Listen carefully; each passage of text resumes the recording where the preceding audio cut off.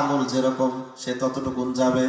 যে ব্যক্তির আমল ভালো, যে ব্যক্তি 5 ওয়াক্ত নামাজি, হাদিস প্রমাণ করে যে ব্যক্তি 5 ওয়াক্ত নামাজ ঠিকভাবে আদায় করবে, ওই ব্রিজের সামনে ফুলসিরাতের সামনে যখন দাঁড়িয়ে যাবে, চোখের পলকে আল্লাহ পাক বিজলির গতিতে এই প্রান্ত থেকে ওই প্রান্ত পর্যন্ত পার করায় দিবে। আরো জোরে। এরপরে চতুর্থ নাম্বার হলো, যে ব্যক্তি নামাজি হবে কিয়ামতের দিন আল্লাহ পাক ওই ব্যক্তির ডান হাতে আমলনামা দিয়ে দিবেন। কোন হাতে? ডান হাতে আমলনামা দিবেন। কিয়ামতের ময়দানে যারা ডান হাতে আমলনামা পাবে তারাই হলো সৌভাগ্যবান। সুবহানাল্লাহ। এজন্য আসহাবুল ইয়ামিন হওয়া দরকার, ডানপন্থী হওয়া দরকার। আমরা ডানপন্থী, আমরা বামপন্থী না। আমরা কোন পন্থী? ডানপন্থী। ডান হাতে যাদের আমলনামা কিয়ামতের দিন পাবে তারা সৌভাগ্যবান। ওই যে আপনারা দেখেন না, বিভিন্ন বাহিনীর যে অফিসার গুলো, ওদের কিন্তু র্যাঙ্ক লাগে, র্যাঙ্ক। জানেন এটা? এখানে যে ওদের কিন্তু ওই যে এখানকার হাতের পাশে দেখলে বোঝা যায় যে উনি কোন কোন মানে পদবিতে আছে, মেজর নাকি উনি সেনাবাহিনী স্বাভাবিক সৈনিক, বোঝা যায়। এখানে ওদের র্যাঙ্ক থাকে হাতের পাশে। তা আল্লাহ পাক কিয়ামতের দিন ডান হাতে যাদের আমলনামা দিয়ে দিবেন ওদের র্যাঙ্ক লাগানো থাকবে। যারা নামাজি ব্যক্তি হবে আল্লাহ পাক তাদের র্যাঙ্ক লাগাই দিবেন। এই ব্যক্তিরা নামাজি, ওই ব্যক্তিরা বিনা হিসাবে জান্নাতে চলে যাবে। নামাজ পড়তে রাজি আছেন? তাহলে মুত্তাকিদের দ্বিতীয় গুণ কি? নামাজ আদায় করবে। আর নামাজ তো আদায় যারা করেন আবার মনোযোগ দিয়ে করবেন। নামাজের মধ্যে একদম আনতাবুদাল্লাহা কাআন্নাকা তারাহু ফাইন লাম তাকুন তারাহু ফাইন্নাহু ইয়ারাক, এমন ভাবে নামাজ পড়বেন মনে করেন আপনি আল্লাহকে দেখছেন। আর যদি এটা মনে করতে না পারেন, মনে করেন আল্লাহ আপনাকে দেখতেছেন। ঠিক না? এই মনোযোগের সাথে নামাজ আদায় করবেন। কিন্তু অনেকে মোবাইল, নামাজ চলা অবস্থায় যদি মোবাইলে কল আসে কি হবে বলেন তো? এই দেখা যায় নামাজ চলাকালে মোবাইলে কল আসছে। আমি নিজে দেখেছি, ঢাকার এক মুসল্লি, উনি সুন্নত নামাজ পড়তেছে, কল আসছে, উনি এভাবে বের করে, এরকম বের করে নাম দেখে, নামাজ কিন্তু এক হাত বাঁধা, বের করে ওই নামটা সব দেখতেছে, দেখে দেখে আস্তে থুয়ে দিল, মানে উনি চেক দিল ভালো করে। এইভাবে কি মোবাইল টিপলে নামাজ হবে? আপনি আল্লাহর সামনে দাঁড়িয়েছেন, কি তামসা করতেছে, ঠিক কি না? এগুলো চলবে না। মনোযোগের সাথে নামাজ আদায় করবেন। আল্লাহ নবী সাহাবী তালহা রাদিয়াল্লাহু তাআলা আনহু, উনি একদিন ওনার বাগানে দাঁড়িয়ে নামাজ আদায় করছেন।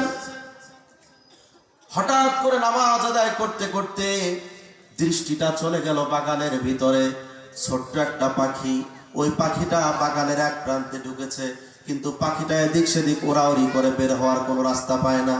উনি নামাজ থুইয়া হঠাৎ করে ওনার দৃষ্টিটা ওই পাখিটার দিকে চলে গেছে, বের হতে পারছে না। তালহা রাদিয়াল্লাহু তাআলা আনহু নামাজ শেষ করে আল্লাহ নবীর কাছে গিয়ে বললেন, ইয়া রাসূলুল্লাহ সাল্লাল্লাহু আলাইহি ওয়াসাল্লাম, আমি যেই বাগানের কারণে আমার নামাজে ব্যাঘাত ঘটলো, মনোযোগ হারিয়ে ফেললাম, এই বাগান আমি আমার কাছে রাখতে চাই না, আমি এই বাগানটাকে ইসলামের জন্য দান করে দিলাম। বুঝতে পারছেন? অর্থাৎ আপনার একবার শুধু মনোযোগটা অন্যদিকে চলে গেছে, একবার দৃষ্টিটা, যে যেই বাগানের কারণে আমার নামাজের ব্যাঘাত ঘটে গেল, এই বাগানটাই আমার নামে রাখবো না। এটা মুয়াত্তা মালিকের হাদিস, যে আমি বাগানটাই আমি ইসলামের জন্য দান করে দিলাম। এই হলো নামাজ। একবার দৃষ্টি এদিক গেছে। আর আমরা 14 বার তাকাই, একবার ঘড়ির দিকেও তাকাই, একবার এদিক তাকাই, আবার কেউ কথা বলে এদিকেও তাকায় নামাজ থেকে। আছে না নাই? নামাজ হবে? মোবাইল বের করলে, মোবাইল দেখলে নামাজ হবে? তাহলে মুত্তাকিদের দ্বিতীয় গুণ কি? নামাজ আদায় করতে হবে।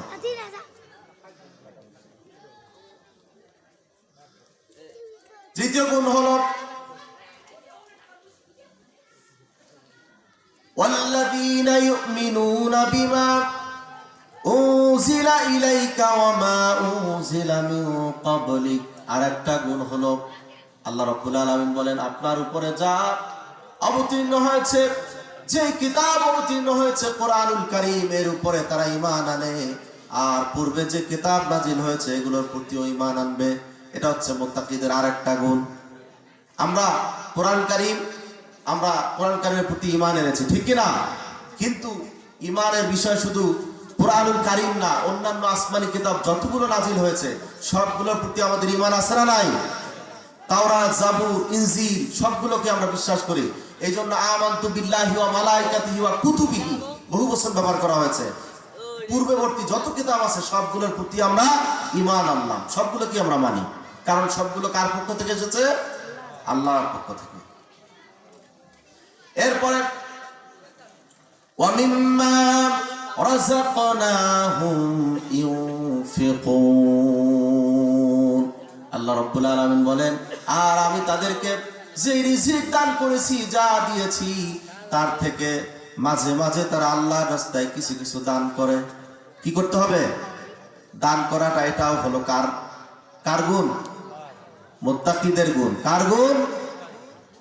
খেয়াল করছেন তো? 5টা গুণ আমি বলছিলাম যে এই গুণগুলো মাথায় রাখবেন। যারা মাঝে মাঝে দান সদকা করে এই গুণটা মুত্তাকিদের। হ্যাঁ, আপনার এই গুণগুলোকে অর্জন করতে হবে যে আমি অদৃশ্যের প্রতি ঈমান আনবো। এটা তো আমরা আনি সবাই, যেগুলো আমরা চোখে দেখি না, আল্লাহ বলেছেন আমরা বিশ্বাস করি। নাম্বার 2 হলো নামাজ ঠিকভাবে পড়তে হবে। নাম্বার 3 হলো মাঝে মাঝে কি করতে হবে? দান করতে হবে। দান করাটা হচ্ছে মুত্তাকিদের গুণ। আর 4র্থ নাম্বার হলো আল্লাহর নবীর উপরে যা গ্রন্থ নাজিল হয়েছে কোরআনুল কারীম, এবং পূর্বে যা নাজিল হয়েছে তাওরাত, জাবুর, ইনজিল, আমরা সবগুলো আসমানি কিতাবের উপরে ঈমান এনেছি। এটাও মুত্তাকিদের গুণ।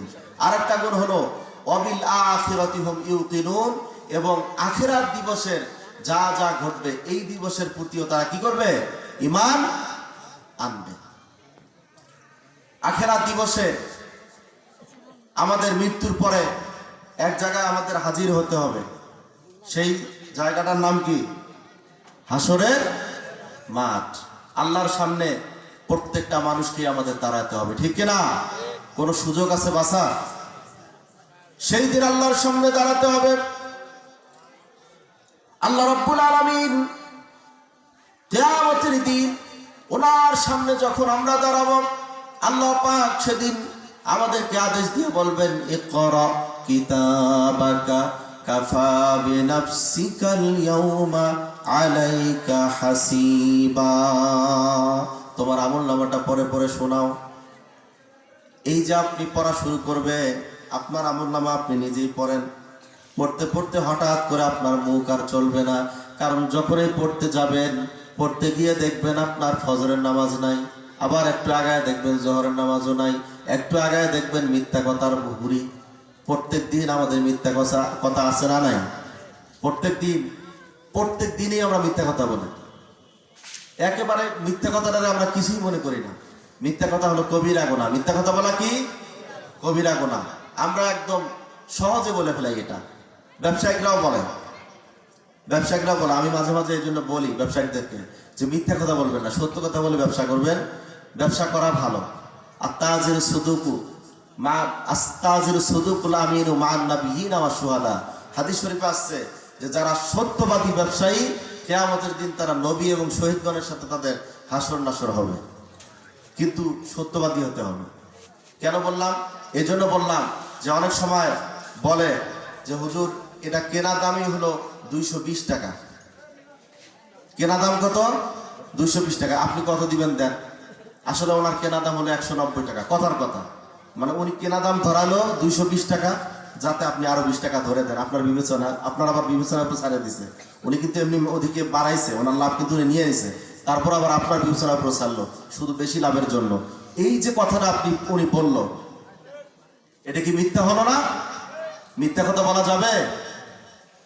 খবরদার মিথ্যা কথা বলবেন না। এই জন্য হাসরের ময়দানে আল্লাহর সামনে যখন যাবে মানুষগুলো, সেই দিন আল্লাহর সামনে দাঁড়িয়ে তাদের হিসাব নিকাশ দেওয়ার সময় বারবার জবানটা বন্ধ হয়ে যাওয়ার মতো হয়ে যাবে। এই জন্য আল্লাহ পাক সেই দিন মানুষ যখন কথাই বলতে পারবে না, আল্লাহ পাক এই জন্য সূরা ইয়াসিনের ভিতরে বলেন, আল ইয়াউমা নাখতিমু আলা আফওয়াহিহিম ওয়া তুকাল্লিমুনা আইদিহিম ওয়া তাশহাদু আরজুলুহুম বিমা কানু ইয়াকসিবুন। সেই দিন মানুষের জবান বন্ধ হয়ে যাবে, হাত কোথায় কোথায় কি অন্যায় করেছে এটার জবান আল্লাহ খুলে দিবেন। হাতের যে অপরাধগুলো একটা একটা করে আল্লাহর সামনে প্রকাশ হতেই থাকবে। এইভাবে পায়ের জবান খুলে দিবেন আল্লাহ পাক। সেই দিন পা আপনার অন্যায়ের সব কথাগুলো বলে দিবে। এইভাবে প্রত্যেকটা অঙ্গ প্রত্যঙ্গ গুলো আপনার কথাগুলো সব বলে দিবে। কোনো উপায় থাকবে সেদিন? আল্লাহর সামনে যখন এইভাবে একটা একটা করে অপরাধ অন্যায় প্রকাশ পাইতে থাকবে, কোনো উপায় আছে? এই জন্য আমি শুধু এতটুকুই বলি যে আমরা যত আমলেই করি না কেন, আল্লাহ যদি আমাদের উপর রহমত না করেন, জাহান্নাম ছাড়া কোনো উপায় নাই।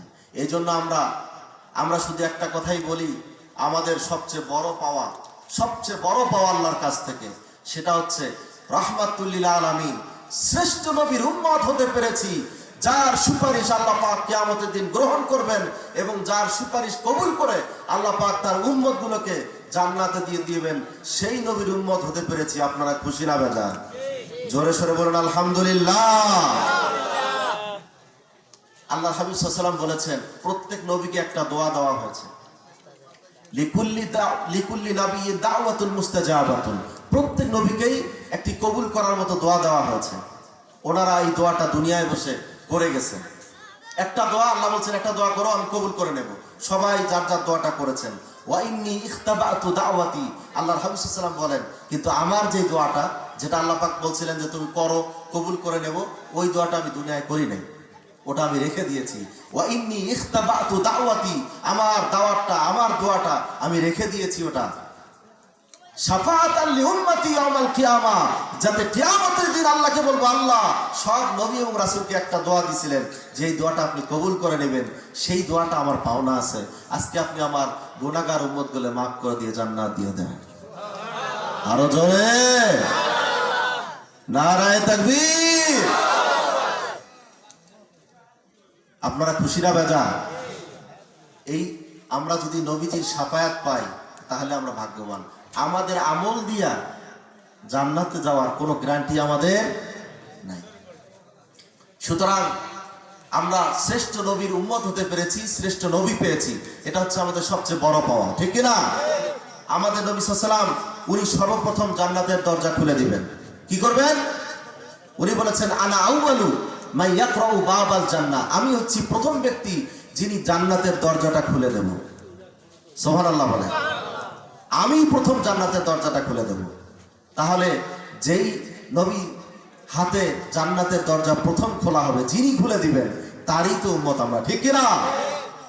আমরা আল্লাহর কাছে ফরিয়াদ করি, কিয়ামতের দিন আল্লাহ পাক যেন আমাদেরকে নবী করিম সাল্লাল্লাহু আলাইহি সাল্লামের শাফায়াত আমাদের সকলের নসিব করে দেন। সকলেই বলেন আমিন। আজকে আসলে একটু তো ব্যাঘাত ঘটেছে বৃষ্টির কারণে। মাহফিলের ইন্তজাম যারা আয়োজন করেছেন, আলহামদুলিল্লাহ যথেষ্ট ভালোই আয়োজন করেছিলেন। প্যান্ডেল এবং ব্যবস্থাপনা সবই ভালো ছিল।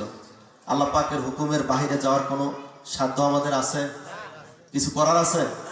কিছুই করার নেই। আল্লাহ পাক যা ভালো মনে করেন তাই করেছেন, আর যেটা ভালো সেটাই আল্লাহ করবেন। এখানে আমাদের মন খারাপ করার কিছু নাই, বরং আল্লাহ যা ভালো মনে করেছেন তাই করেছেন। আমরা বলি আলহামদুলিল্লাহ। হতে পারে এই বৃষ্টিটাও আমাদের জন্য রহমত, ঠিক কিনা? এখন তো আবহাওয়া ভালো। তা আপনারা যেহেতু আমাদের মোহতারাম পীর সাহেব হুজুর উনি এসেছেন, শেষ পর্যন্ত উনি আলোচনা করবেন এবং দোয়া মোনাজাত করবেন। আপনারা ধৈর্য সহকারে থাকতে রাজি আছেন ইনশাআল্লাহ? সবাই শেষ পর্যন্ত একেবারেই শেষ মোনাজাত, আখিরি মোনাজাত করে তারপরে যাবেন। আল্লাহ রাব্বুল আলামিন, আমি যে কথাগুলো বললাম, মুত্তাকি তাকওয়া যে অর্জন করার কথা এবং মুত্তাকি যারা, তাদের যে গুণাবলীগুলো হবে, এই যে গুণাবলীর আলোচনাগুলো করলাম, আপনারা এগুলো বাস্তব জীবনে অর্জন করবেন। এই মুত্তাকিদের এই গুণাবলীগুলো অর্জন করবেন। আল্লাহ পাক আমাদেরকে তৌফিক দান করুন। সকলে বলেন আমিন। আমার যেহেতু মেহমান এসে গেছেন, আমি আর দেরি করব না। উনি বয়স্ক মানুষ, মুরব্বী মানুষ, কষ্ট দেওয়া ঠিক হবে না। আল্লাহ পাক আমাদের আজকের মাহফিল কবুল করুন এবং তাকওয়ার ব্যাপারে এবং মুত্তাকির ব্যাপারে যে আলোচনাগুলো করলাম, আল্লাহ যেন আমাদের বাস্তব জীবনে আমল করার তৌফিক দান করেন। সকলে বলেন আমিন। সকলের কাছে দোয়া আছে। আমার আলোচনা আমি এখানেই শেষ করলাম। আসসালামু আলাইকুম ওয়া রাহমাতুল্লাহি ওয়া বারাকাতুহু।